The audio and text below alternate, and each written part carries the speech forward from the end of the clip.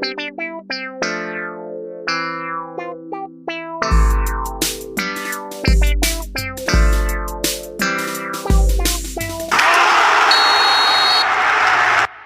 dia, boa tarde, boa noite, meus caros ouvintes, minhas caras ouvintes, sejam muito bem-vindos a mais um episódio do Boleirês, a linguagem da bola. Estamos aqui com mais um programa no Spotify e no YouTube. Para você que está aí nos ouvindo, né, no Spotify, vai lá também no nosso YouTube, que a gente está lá, nossos programas, e também com mais conteúdo, com vídeos interativos. A gente teve o nosso primeiro vídeo lançado essa semana, né, um vídeo feito pelo Pacheco. Então vai lá no nosso YouTube, se inscreve no canal, deixa o like no vídeo e ativa o sininho para receber notificação sempre quando tiver vídeo novo do Boleirês lá no YouTube. Estamos aqui para falar da última rodada da dupla Grenal, né, e do Gauchão, e também para trazer algumas notícias recentes aí do futebol brasileiro que foram bem importantes e que a gente já tinha comentado sobre uma delas outras vezes. Então vamos falar um pouquinho sobre isso ao longo do nosso programa. Estamos aqui com a nossa bancada completa, @CarlosPacheco_27. Alguns erros do time principal se repetem com a gurizada do Grêmio. Duras críticas aí eu tenho visto logo depois desse jogo do Grêmio, a gurizada do Grêmio, que acabou perdendo, né, para o Juventude de virada por 2-1. @Estevam Peralta. O Inter está fazendo o que eu sempre quis que fizesse no Gauchão, rodando o elenco e vendo quem que pode ajudar o time nas principais competições durante o ano. O Ramires agora no terceiro jogo da gestão do Ramires, né? Segundo dele na beira do gramado, mas terceiro jogo da equipe dele. Várias formações diferentes, bastante testes, tem sido bem interessante. @o Léo Batata. Estou miguelizado. É a Miguelite. Logo o Batata, que diz que não se ilude, que é torcedor raiz e tal. Achei curioso esse comentário. Mas ok, vamos falar sobre isso ao longo do programa. Eu sou o Rafael de Abreu e o meu comentário inicial é o seguinte: o Super Grêmio não tá rendendo como esperado, aparentemente, né? Mas a gente vai falar sobre isso daqui a pouquinho.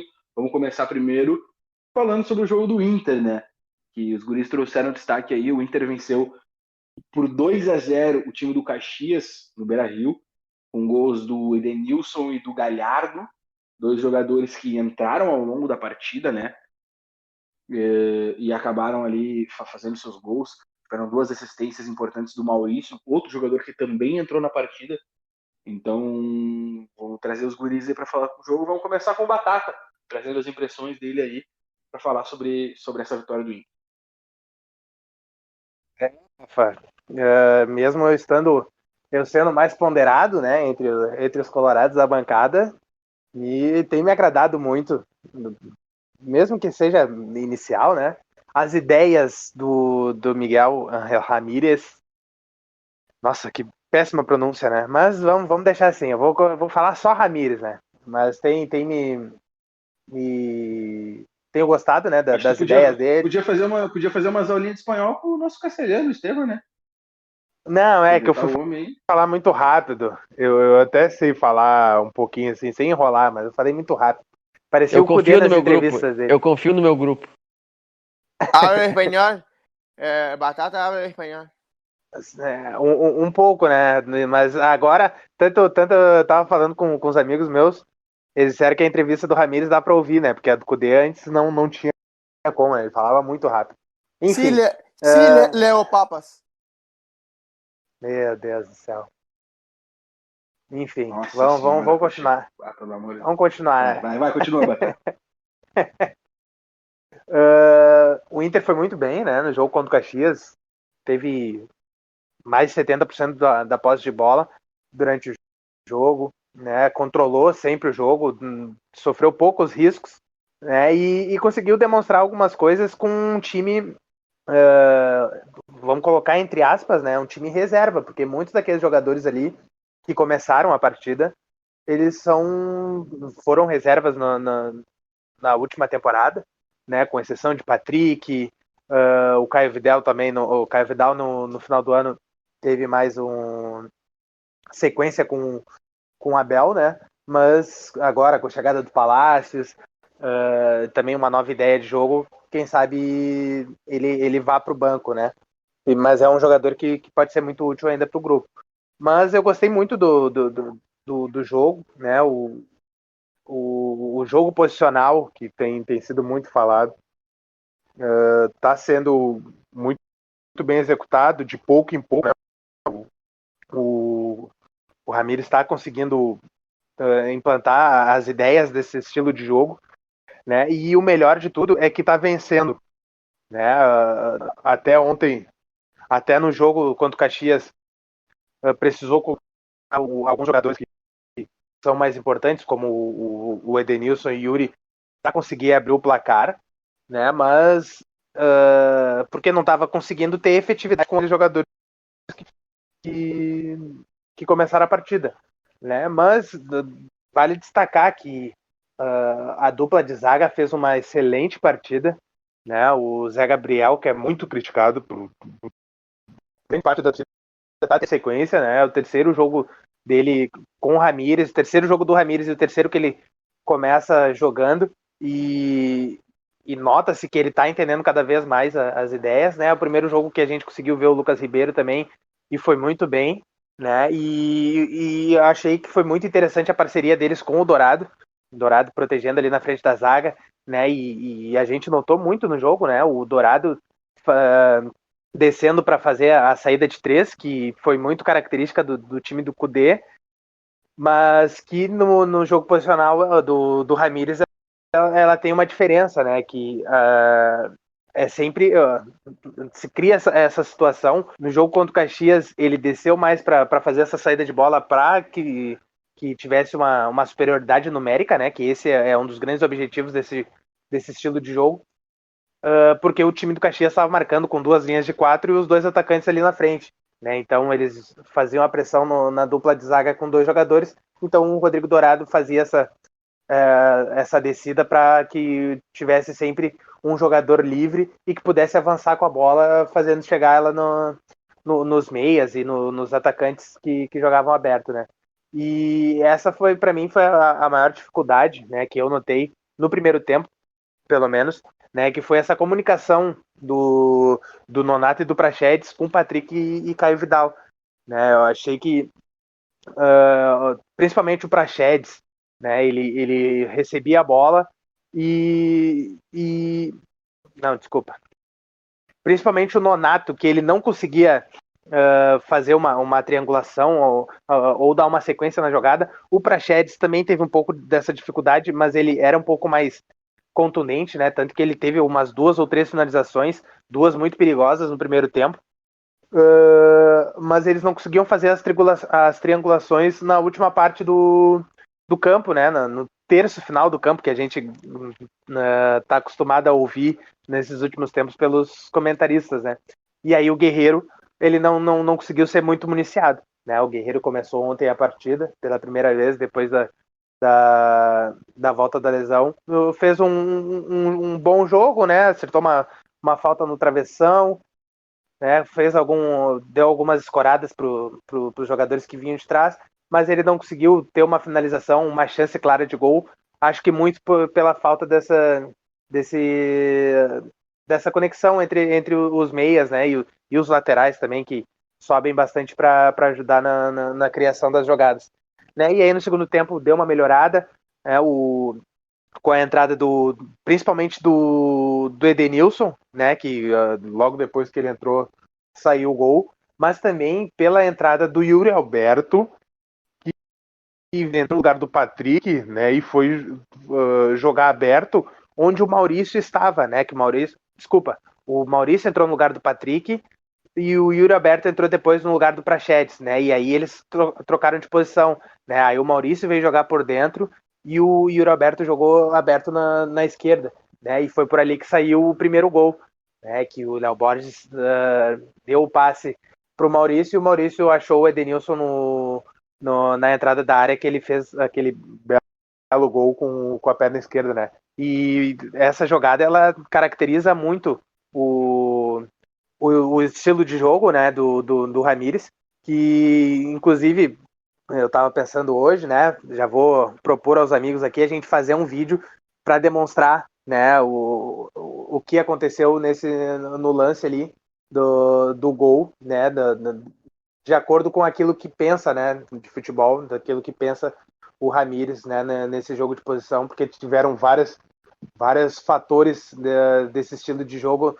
no primeiro gol do Inter e no segundo também, né? Mas no segundo gol do Galhardo, o Caxias já estava com um a menos, já estava no final do jogo, eles avançaram para fazer uma marcação, mais pressão para tentar um empate, e aí o Inter tinha uma superioridade maior, né, de jogadores e conseguiu fazer o gol do Galhardo, de novo com uma assistência do Maurício, que para mim foi o grande destaque do jogo, né? Mesmo entrando no decorrer do jogo, fez as 2 assistências, né, para os gols.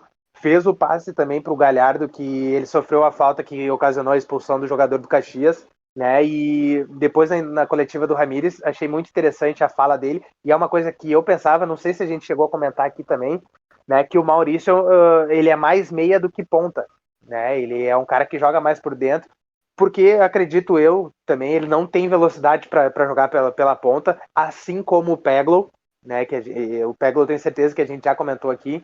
Mas o Peglow, diferente do Maurício, né, ele não tem tanta intensidade, é mais baixo também, então pode ser que ele não se dê tão bem quanto o Maurício nessa posição, né? E o Maurício, para mim, inclusive, ele passou na frente do Nonato nas opções, né? Pelo menos naquele jogo. É claro, a gente precisa dar um pouco mais de sequência, precisa ver como ele vai sair também em jogos um pouco maiores, né, para ver se ele vai ser uma boa opção ali mesmo. Então o Inter está muito bem servido, né, nessas opções aí de meio campo, mas jogando por dentro, né? Falta ainda, né? Claro, teve a contratação do Palácios, pode ser que venha o Tyson, né? Mas falta ainda um jogador aberto que tem o drible, né? Que o Inter ainda está com um pouco dessa dificuldade, né? E deu para ver um pouco no primeiro tempo também dos extremas pegarem a bola e não conseguirem vencer no 1 contra 1, né? Ter o drible, não tiveram vitória pessoal ainda, para conseguir quebrar as linhas de marcação da equipe adversária e poder criar chances mais perigosas, né? Mas eu achei um bom jogo, o Inter venceu, para mim convenceu também, e esperar a sequência, né? E aí já vou dar um gancho pro Estevam falar um pouquinho, né? Que provavelmente no próximo jogo tenha mais testes, né? Que o Ramires está usando o gauchão para isso mesmo. Tenha mais testes, até porque o Inter jogou na quarta-feira e aí o próximo jogo já é no final de semana, já tem jogo no próximo meio de semana também. Então agora o calendário vai ser apertado. Quanto mais testes, quanto mais o time rodar, melhor nesse início do gauchão, né? É, Batata. Rapidinho, antes do Estevam, desculpa, Estevam, eu queria já levantar mais uma bola para ti também, já para tu responder, porque eu quero ver se tu concorda com uma coisa. Eu queria pegar uma coisa que o Batata falou, e aí uma impressão minha para ver se tu, Batata também, o Pacheco, se concordam. O Batata falou sobre a saída de 3, né? Que a gente também via a saída de 3 com o Kudê, mas eu não sei se sou só eu que tenho essa impressão, mas eu vejo essa saída de 3 hoje do Inter, por mais que, claro, que a gente está no início do trabalho do Ramires, mas eu vejo essa saída de 3 do Ramires muito mais segura e muito mais coesa do que era a do Kudê. Hoje parece que as coisas fazem muito mais sentido do que era com o Inter do Kudê. Não sei se os guris concordam também. Abreu, até acho que pode ser. Só que como o Inter não está sendo pressionado, está tendo liberdade para atacar, né? Porque o adversário, os 3 adversários marcaram em linha baixa praticamente o jogo inteiro, ou maior parte dos jogos. Então a gente vê uma saída mais fluida, né? Eu acho que isso tem muito a ver também porque o meio se aproxima mais e dá mais opção de passe.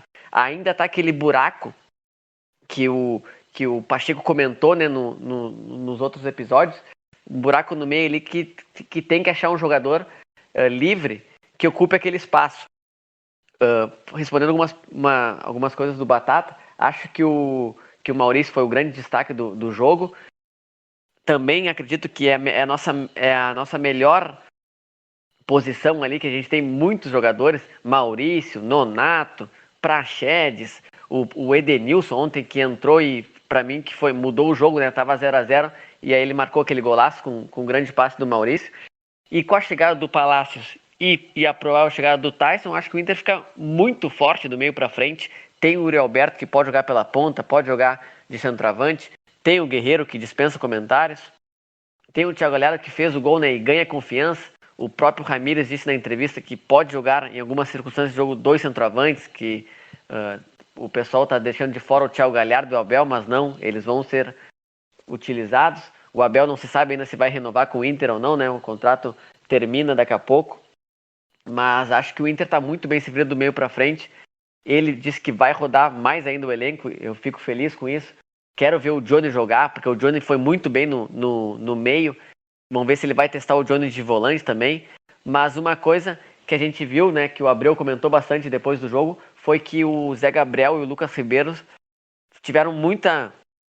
foram responsáveis pela saída de bola, né? O Dourado ficou como último homem e deixaram os dois armarem o jogo. O Zé Gabriel, como disse o Batata, foi muito bem, né? Ele é muito criticado pela torcida. Eu acho que muito pelo ranço da torcida com o Kudê, porque tinha o Moledo e deixar o Moledo no banco. Então, e o Zé Gabriel com algumas falhas, a torcida ficou no pé dele. Mas eu acho um bom zagueiro o Zé Gabriel. Eu acho que às vezes ele se afoba muito tentando o passe mais difícil. Mas é uma coisa, ele é um menino ainda, acho que vai evoluir e pode se tornar um grande zagueiro. Tanto que teve proposta do futebol norte-americano, né, que vem crescendo. E eu acho ele um ótimo jogador, o Zé Gabriel. Pode se tornar um baita zagueiro pro time e pode ser uma venda relativamente boa pro Inter, porque o Inter tá sem dinheiro aí. E destacar novamente o Maurício, né? Lembrando que ele foi trocado pelo Potker. Então a gente. Obrigado Cruzeiro e obrigado também Santos, né? Pelo Yuri Alberto. O Inter tem 2 jogadores que têm um potencial de revenda muito grande. E acho que é isso que a gente tem que destacar do jogo. Também queria destacar o Léo Borges, que acho que fez a melhor partida dele com a camiseta do Inter. Foi bem seguro defensivamente. Eu acho que ajuda ele. Eu quero ver mais jogos, né? Mas acho que ele jogando como os laterais do Kudê jogam por dentro do Kudê, perdão, viu? Que saudade do meu ex, hein? Com os laterais mas agora já não precisa ter tanta saudade assim mais também, né? Não precisa. Não, mas fica aquele sentimento ainda. Aquele sentimento, você sabe. Ainda tem aquele respeito, aquela coisa. Tem. Pra Aquele sempre carinho. vai ter. Aquele carinho. Mas como os laterais do Ramírez jogam um pouco mais por dentro, eu acho que potencializou o Léo Borges, que eu acho que indo pelo fundo ele não vai muito bem, não tem um bom cruzamento, apesar que deu os cruzamentos bons contra o Caxias, mas acho que vira uma boa opção.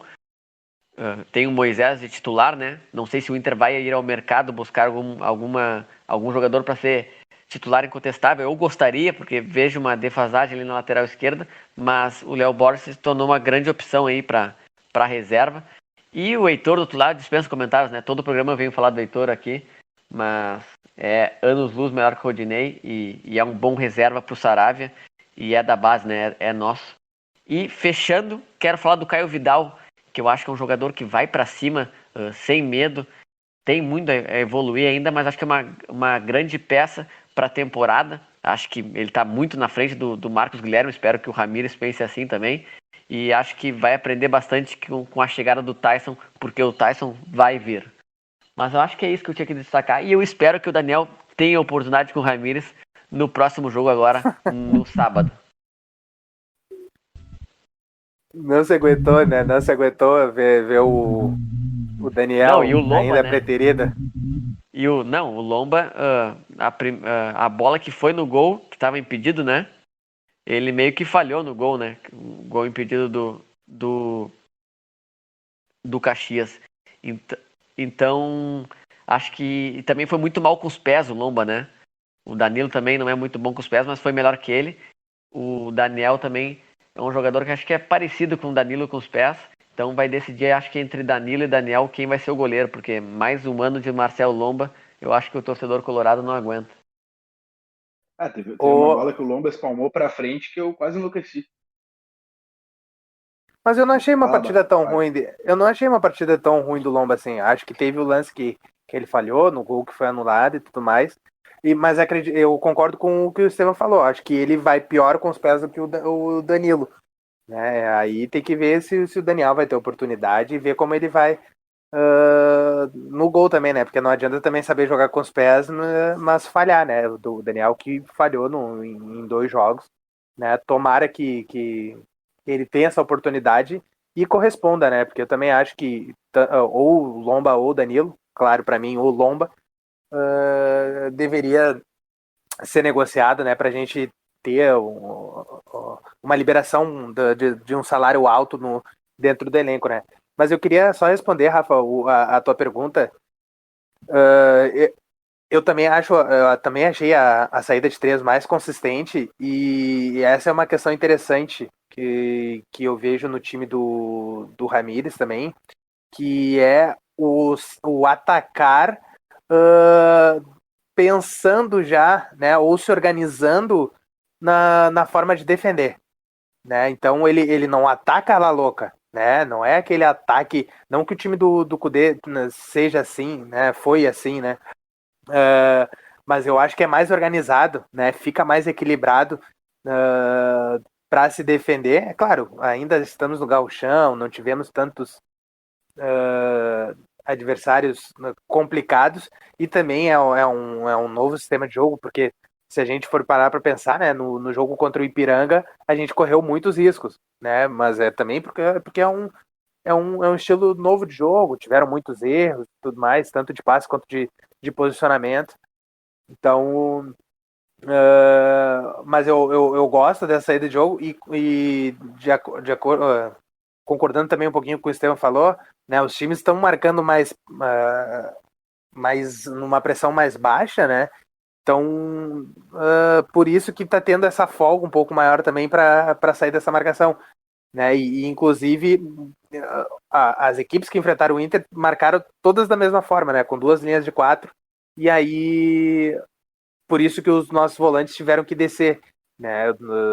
Porque também é uma característica, o Estevam falou também na fala dele, né? Que fica aquele buraco no meio, né? Aquele buraco ali é para ser preenchido pelo nosso volante, né? Mas se tem 2 jogadores marcando a saída de bola, né? Aí precisa ter a superioridade, por isso que ele desce e aí sobra aquele espaço ali. E eu só vou discordar de uma coisa que o Estevam falou, eu achei que os meias estavam muito longe. Né? E quem fazia essa saída de bola com mais. Quem ajudava, né, essa transição eram os laterais. Né? Porque no time do Cudê que a gente via, os laterais espetavam pra caramba. Né? Iam lá em cima, ficavam na linha dos meias, né, que jogavam por dentro. E no time do Ramires, né, no jogo de posição, eles jogam mais próximos dos zagueiros, né, e mais, às vezes até alternando, fazendo essa movimentação para ser essa opção de passe nesse buraco. Né? A gente via em alguns momentos o Léo Borges fazendo essa corrida para o meio. Né? Com o Heitor não aconteceu tanto isso, né? Mas no Rodinei fez isso em alguns jogos também que ele jogou, né? Mas é isso, né? Tem que dar tempo e tem que testar mesmo no gauchão. Eu queria só trazer um destaque meu, que eu já comentei com vocês também, que é sobre o Lucas Ribeiro, cara. Eu tinha comentado aqui em outros momentos que achava o Lucas Ribeiro um zagueiro técnico em lances defensivos, lances de 1 contra 1, em bote, recuperação de bola nas costas, etc. E mais uma vez ontem eu vi alguns demonstrativos deles em situações defensivas, principalmente em cercamento de espaço, alguma bola que entrava no pivô ele já chegava mordendo o pivô no tempo certo, não deixava o pivô girado, não deixava matar a bola. E eu acho que são coisas importantes, são pequenos detalhes que são extremamente importantes para um zagueiro. E para mim, eu acho que a qualidade técnica com bola, de condução de bola, ele já tem bem próxima a do Zé Gabriel. Talvez o Zé Gabriel tenha um passe de quebra de linhas melhor que o dele, mas eu acho que no contexto, no todo, o Lucas Ribeiro hoje já é um zagueiro mais completo que o Zé Gabriel. Eu acho ele mais seguro que o Zé Gabriel. E para mim hoje o Lucas Ribeiro tem que ser titular ao lado do Cuesta. Mesmo que o Lucas Ribeiro seja um jogador de lado esquerdo, ele é um cara de pé direito que pode jogar na direita. Então, acho que esse é o momento de adaptar ele para essa. E para mim, ele tem que ser o titular do time do Inter. Não que eu não goste do Zé Gabriel. Também acho que pode vir a ser um bom zagueiro, precisa evoluir. Acho que às vezes força um pouco demais. Mas hoje, para mim, o Zé Gabriel é mais pronto. O Lucas Ribeiro é mais pronto que o Zé Gabriel. Mas feito esse destaque, só para fechar aqui do jogo do Inter, né? Vamos passar para o jogo do Grêmio. O Grêmio que jogou mais uma vez com os meninos, né? Os meninos e o Cortez, digamos assim. E acabou perdendo de virada para o time do Juventude, por 2-1. Saiu ganhando com um gol do Ricardinho, uma bola rebatida, né? Uma bola batida pelo Ferreira, que bateu nas costas do Ricardinho, entrou. E depois acabou tomando a virada no segundo tempo. Então, queria a opinião do Pacheco aí sobre esse jogo do Grêmio, sobre essa derrota. E a atuação dos meninos do Grêmio, né? Que dessa vez não conseguiram produzir tanto e não conseguiram garantir os 3 pontos pro Grêmio. Olha, cara, para isso de conversa, o jogo de hoje era um jogo já um pouco mais complicado, porque a gente não pode se esquecer que o Juventude, nesse momento, é uma equipe de Série A. É verdade que perdeu alguns jogadores que ajudaram no acesso, mas o Grêmio também tá com um misto de segundo e terceiro time. Também, né, Pacheco? Sim, o treinador também. Saiu, né? É verdade. Mas o Grêmio também hoje é um misto de segundo e terceiro time, ou seja, era um jogo um pouco mais complicado para essa gurizada. E o que a gente viu em campo foi um adversário realmente um pouco mais forte, principalmente na parte defensiva. No início do jogo, o jogo foi um pouco mais parelho, o Juventude até teve nos primeiros 10 minutos um pouco mais a bola do que o Grêmio. Depois o Grêmio conseguiu assentar a partida, ter mais a posse de bola, mas pouco criou para realmente levar perigo ao gol do Juventude. Assistindo o primeiro tempo, eu achava que o Grêmio até tinha o controle do jogo, mas não conseguia chegar, e eu achava que com o que o Grêmio tinha no banco, a melhor solução era colocar o Fernando Henrique, que é um volante que vem me agradando muito nos jogos que entra, tem uma virada de jogo fantástica, tem bons passes, parece ter uma característica de armação, no lugar do Lucas Araújo, que até foi bem no primeiro jogo que entrou, fez aquele gol de pênalti, depois uma boa jogada, mas depois nunca mais conseguiu repetir a boa atuação. Ele parece que joga num ritmo muito baixo no meio de campo, ele prende mais a bola, às vezes dá uns passes um pouco fracos, e aí tem uns erros não forçados que complicam a equipe. Então, eu queria que o Grêmio colocasse o Fernando Henrique, que poderia agregar um pouco mais na armação. É importante registrar também que o Grêmio estava com o Léo Pereira, que começou seu primeiro jogo dessa era dos meninos do Grêmio, porque o Grêmio vinha jogando sempre com o Guilherme Azevedo na ponta direita, o reserva imediato vinha sendo o Léo Chu, ambos desfalcados do Grêmio nessa partida, então começou o Léo Pereira, que tinha entrado, se eu não me engano, em apenas uma ou duas partidas, pouco tempo, e o Léo Pereira não está bem pronto ainda, até achei ele, em termos de característica, me lembrou um pouco o Patrick até, apesar de jogar pela direita, é um guri que é muito forte fisicamente, até para a idade no caso, né, muito forte fisicamente, corre bastante, mas não é exatamente um habilidoso, assim, ele me lembrou bastante o Patrick, embora me pareça que não esteja pronto ainda, apesar de falar desse estilo, né, então não agregou muito ao Grêmio por ali, e dessa maneira o Grêmio, como eu vinha dizendo, não chegou tanto. O Grêmio abre o placar no final do primeiro tempo, um lance de sorte, uma finalização do Ferreira que não seria gol, a bola seria defendida pelo goleiro, desvia nas costas do Ricardinho e entra. O Grêmio abre o placar, maravilhoso, o jogo estava parelho, sair na frente 1-0 é muito positivo. No entanto, não é como se o Grêmio merecesse esse resultado, mas tudo bem. Dessa maneira o Grêmio volta para o segundo tempo com a mesma equipe, e aí o jogo se mantém parelho, mas uma jogada pela esquerda da equipe do Juventude, uma bola cruzada na área, uma falha do Rodrigues, o Grêmio leva o gol de empate. O Rodrigues que tá me deixando, na minha opinião, bastante a desejar nesse momento dos guris.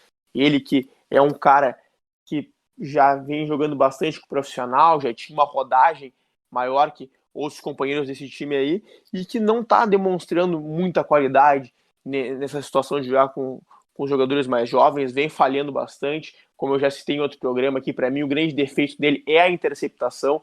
Ele até não é tão ruim no contra um, tem até uma velocidade, a saída de bola às vezes acontece umas coisas boas, mas a interceptação dele é muito ruim. A bola que é jogada para ele cortar, ou ela vai exatamente em cima dele, ou ele não corta, seja em cruzamento, seja em bolas lançadas. Isso aí coloca o Grêmio em perigo diversas vezes. Foi o que aconteceu nesse jogo. O Rodrigues não conseguiu subir, o Juventude empatou a partida, e logo na sequência o Grêmio, no momento, tá com a bola, numa situação tranquila, o Lucas Araújo dá um passe para trás fraco, com o pé mole, e arma o contra-ataque para o Juventude. O Juventude parte depois desse erro do Grêmio, acaba sofrendo pênalti ainda, mas numa situação já de desespero total, consegue virar o jogo através desse pênalti, e aí que o Gabeira resolve mexer, o Alexandre Mendes, né, o Gabeira, resolve mexer, e aí que eu digo que são os erros do profissional se repetindo com essa gurizada. Já foi ter começado com o Lucas Araújo, quando o Fernando Henrique parecia merecer muito mais essa titularidade pelo que mostrou nos últimos jogos.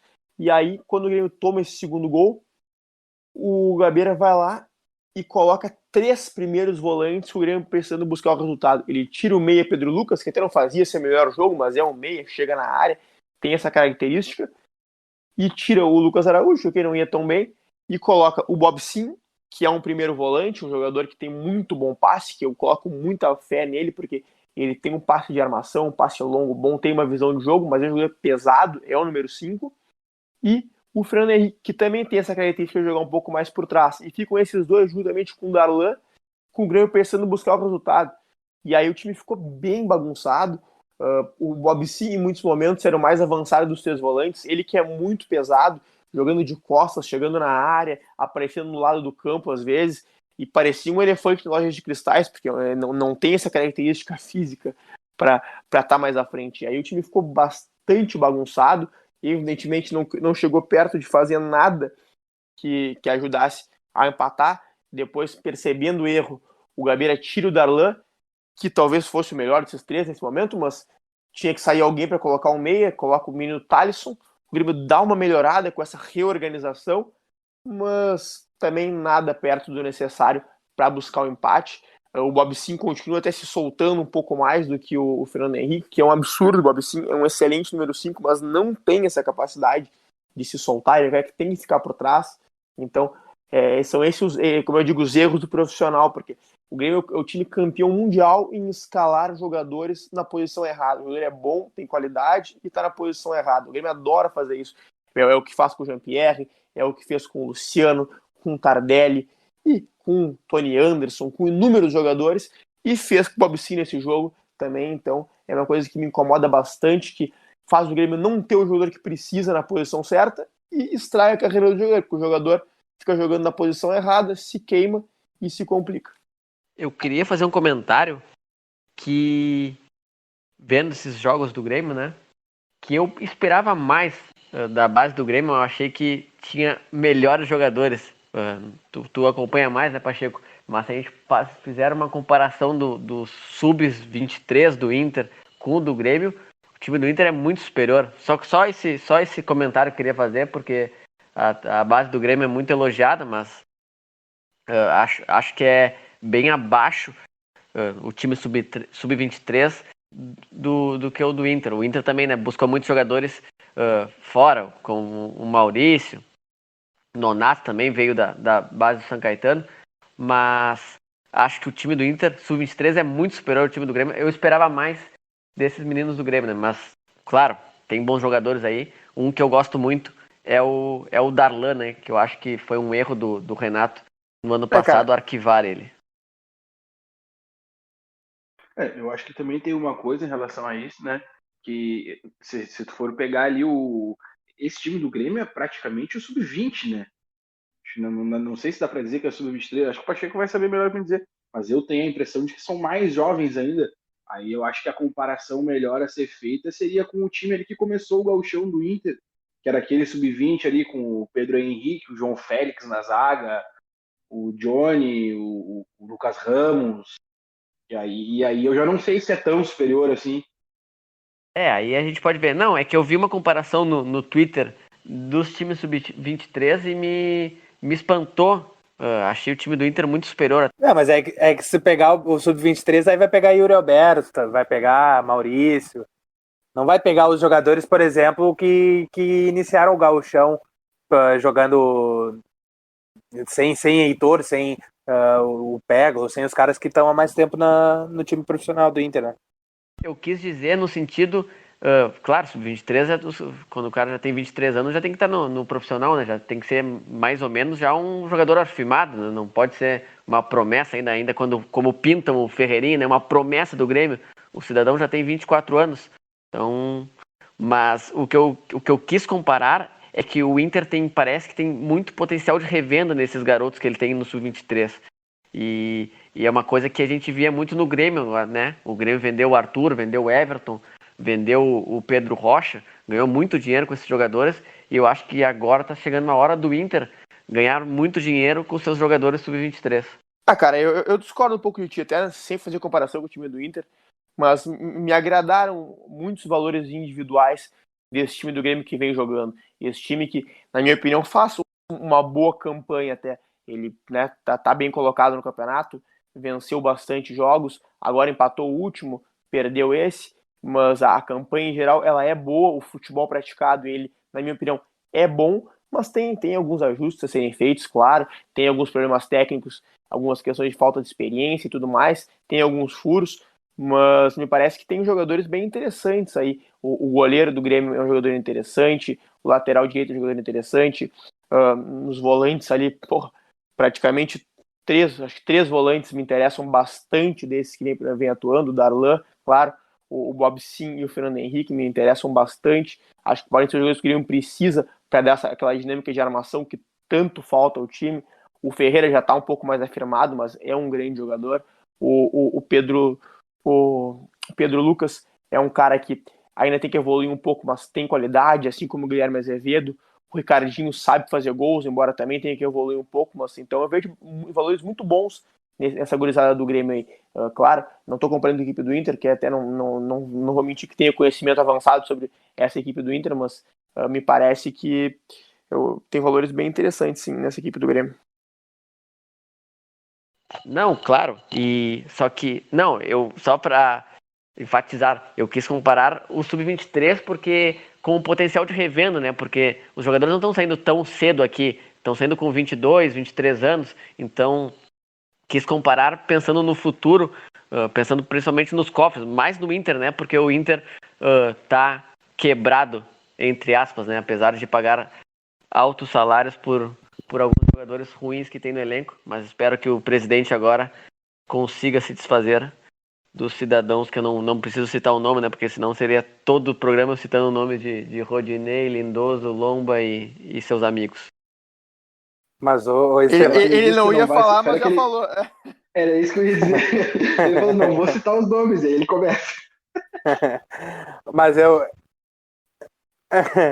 só ia comentar uma coisa, eu só acho errada a comparação com o Estevão, a comparação que o Estevão fez, pela seguinte situação, né? O Grêmio nos últimos anos fez vendas magníficas, né? Que, querendo ou não, fizeram com que o time ficasse pelo terceiro ano consecutivo no azul, né? Com perdão da não é redundância. Esqueci. Não me faltou a palavra agora. O trocadilho do Carilho. O trocadilho do Carilho, isso aí.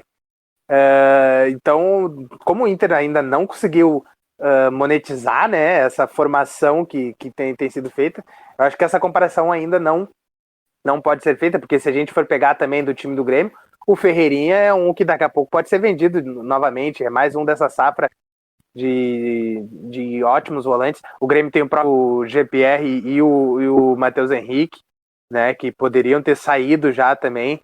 Então, eu acho que tu pegou a questão do Sub-23, mas concordo com o que o Pacheco falou, tem jogadores, tem valores importantes nesse time, e tem outra coisa, né, esses guris, eles estão jogando com eles, né, eles não estão jogando com o time titular, né, pode ser que eles jogando com o time titular, alguns ali melhorem, o próprio Wanderson já é titular, né, já é bem provável que seja titular, mesmo tendo o Vitor Ferraz ainda no grupo, o Grêmio tentando ir atrás de um novo lateral, né, mas eu acho que o Wanderson vai ser mais um que vai ter sequência, o Darlan pode ser que tenha mais sequência também, o próprio Lucas Araújo que tá jogando, né? Então, eu não concordo 100% com o que o Estevam falou.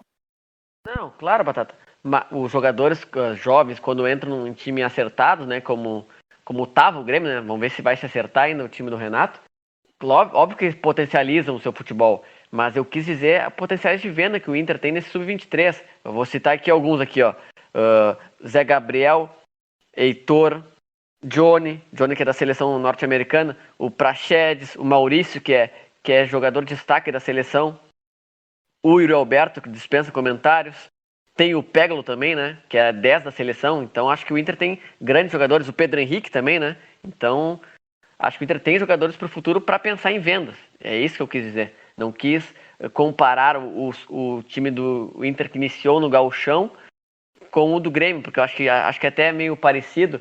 Acho que o Inter tem algumas defasagens, mas tem também o bom Lucas Ramos, né? Que eu acho que espero que tenha uma oportunidade agora no próximo jogo. Bom, mas passando a régua nesse momento, né, a gente falando de Inter, de Grêmio, enfim, trazer só rapidamente 2 assuntos que eu comentei no início do programa, que a gente ia trazer aqui hoje ainda. O primeiro destaque que a gente vai trazer aqui é uma informação que surgiu agora, que está circulando em todos os grupos aí do pessoal que fala sobre futebol, enfim, sobre a quantidade de jogos que os times brasileiros vão ser desfalcados por conta das datas FIFA, as datas FIFA onde vão ser disputadas as eliminatórias da Copa e a Copa América. E aí, nesses momentos de convocação, né, já que a CBF não para os seus campeonatos durante as datas FIFA, os clubes brasileiros vão ser desfalcados nos seguintes jogos, em geral. São 19 rodadas do Brasileirão, nos jogos de ida e volta da terceira fase da Copa do Brasil, no jogo de volta das quartas de final da Copa do Brasil e no jogo de ida da semifinal da Copa do Brasil. Ou seja, é meio turno, é um turno inteiro do Brasileirão, metade do Brasileirão, e algumas fases bem importantes aqui da Copa do Brasil. Tem um jogo da semi, um jogo das quartas que os clubes vão ser desfalcados. E aí isso é um problema bem grande, né, para os clubes. A gente trazendo aqui para a realidade de Inter e Grêmio, que tem jogadores convocados para seleções sul-americanas que vão acabar sendo desfalcados e isso, querendo ou não, isso prejudica o futebol, né? Prejudica o calendário brasileiro, prejudica os clubes, né? E a gente já falou sobre isso aqui em outros momentos, e é algo que a gente acredita que precisa ser revisto pela CBF. A gente precisa tentar se organizar de uma melhor forma que não deixe essa lacuna tão grande, que os clubes acabem não sendo tão prejudicados por esses momentos. E também o outro destaque que a gente queria trazer é sobre a notícia que tá circulando também, está sendo noticiada em todos os grandes veículos também, que agora, a partir de agora, o Brasileirão vai ter limite de trocas de técnico, de demissões ou de pedidos de demissão, de ambas as partes tem limite, e que é algo que a gente comentou aqui num programa há bastante tempo atrás, não faz tanto tempo, na verdade. Quem quiser buscar, e a galera que já está nos ouvindo há mais tempo vai lembrar, a gente falou sobre isso, a gente inclusive comentou que não acreditava que esse tipo de atitude fosse vir da CBF, mas que a única forma de tentar se iniciar uma mudança e de tentar se iniciar um pensamento diferente dentro do futebol brasileiro seria a partir da CBF, seria algo vindo de cima, mas que a gente não achava que talvez isso fosse acontecer. E para nossa surpresa, isso acabou acontecendo agora, já nessa temporada. Então, acredito que seja uma virada de chave bem importante. Só para trazer a informação completa, os clubes só vão poder demitir os treinadores uma vez ao longo do Brasileirão, ao longo da temporada. E assim como os treinadores só vão poder pedir demissão de algum clube uma vez ao longo da temporada. Pode acontecer de um clube acabar tendo 3 treinadores na temporada, porque uma vez demitiu, outra vez o treinador pediu demissão. Pode haver aqueles acordos internos, aquela coisa para o pessoal tentar burlar a regra, etc. Mas de qualquer forma, já tendo uma regra, é algo que vai limitar de alguma forma e vai fazer com que isso diminua e vai fazer com que a gente tente mudar com essa cultura aos poucos, ao longo do tempo. Não sei se os guris querem fazer algum comentário rápido sobre isso também. Não, eu ia dizer que, como a gente tinha falado já naquele programa sobre técnicos, essa é uma medida que exige planejamento dos clubes, porque, claro, talvez não mude tanto para os clubes que vão razoavelmente bem, como o Grêmio, como o Inter, geralmente, que dificilmente fazem mais do que uma troca. Mas para as equipes que estão no fundo do poço, que às vezes tem 3, 4, 5 treinadores no campeonato, bom, isso a gente não vai ver mais. Então o pessoal vai ter que ter mais paciência, não vai poder demitir treinador com 3, 4 rodadas, vai ter que planejar melhor, porque senão não vai ter quem treine a equipe. E tem outra coisa, né?